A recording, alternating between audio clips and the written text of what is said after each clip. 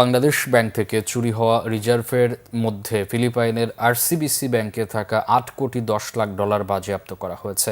প্রায় ৯ বছর পর বাংলাদেশ ব্যাংকের সাইবার জালিয়াতির ঘটনায় আদালতের এই রায় বাস্তবায়নকে বড় সাফল্য হিসেবে দেখছে অপরাধ তদন্ত বিভাগ সিআইডি।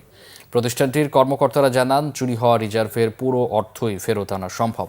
বিস্তারিত ফজলে রাব্বির প্রতিবেদনে। ২০১৬ সালের ৪ ফেব্রুয়ারি কম্পিউটার হ্যাকিংয়ের মাধ্যমে বাংলাদেশ ব্যাংকের ১০ কোটি ১০ লাখ ১,৬২৩ ডলার চুরি হয়, যার পুরো অর্থটাই চলে যায় শ্রীলঙ্কা ও ফিলিপাইনের জুয়ার আসরে। এই ঘটনার পর নড়ে চড়ে বসে বাংলাদেশ কেন্দ্রীয় ব্যাংক। চুরি হওয়া ২ কোটি ডলার শ্রীলঙ্কা থেকে ফেরত আনতে পারলেও ফিলিপাইনে থাকা অর্থ রয়ে যায় অধরায়।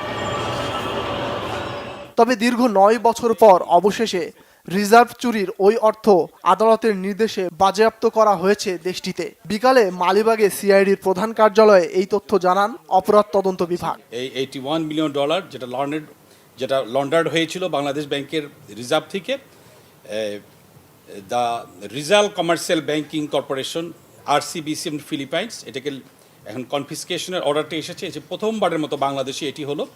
এই অর্থ সমুদয় অর্থ বাংলাদেশে ফিরিয়ে আনার জন্য সমস্ত কার্যক্রমগুলো অব্যাহত থাকবে এবং সিআইডির স্মার্ট টিম অফিসাররা দীর্ঘ প্রচেষ্টার এবং আইনি লড়াইয়ের মাধ্যমের পরে এটি অর্জিত হয়েছে। এটা আমার মনে করি আজকে বাংলাদেশের জন্য এটি অত্যন্ত সুসংবাদ। এটি আমাদের যে মেইন রিজার্ভের $81 মিলিয়ন যেটা পাচার হয়েছিল, এই পাচারকৃত অর্থটাকে সম্পূর্ণ অর্থটাকে কনফিসকেশন করা হয়েছে। রিজার্ভের অর্থ উদ্ধারে আন্তর্জাতিক পদ্ধতি অনুসরণে আরও সময় লাগবে বলে জানান স্বরাষ্ট্র মন্ত্রণালয়ের স্পেশাল প্রসিকিউটর অ্যাডভাইজার আইনজীবী এহসানুল হক সমাজি। আদেশ প্রাপ্তির পরবর্তীতে কিছু প্রসিডিউরাল কাজ রয়েছে, তবে হ্যাঁ, যেহেতু এটি একটি স্পেশাল কোর্টের অর্ডার অর্থাৎ স্পেশাল জাজের অর্ডার, এই অর্ডারটা দ্রুততার সাথে তামিল করার যাদের দায়িত্ব রয়েছে তারা নিশ্চয়ই তামিলের ক্ষেত্রে অবহেলা করবেন না। আর যদি সেই ক্ষেত্রে কোনো অবহেলা হয় তাহলে আইন অনুসারে সেই অবহেলার কারণেও তাদেরকেও আদালতের নিকট জবাবদিহিতা করতে।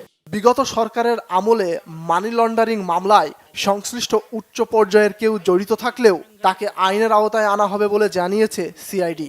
বাধ্য হবে, খুব সহজে এটা ফেরত আসবে। ফজলে রাব্বি, বাংলা ভিশন, ঢাকা।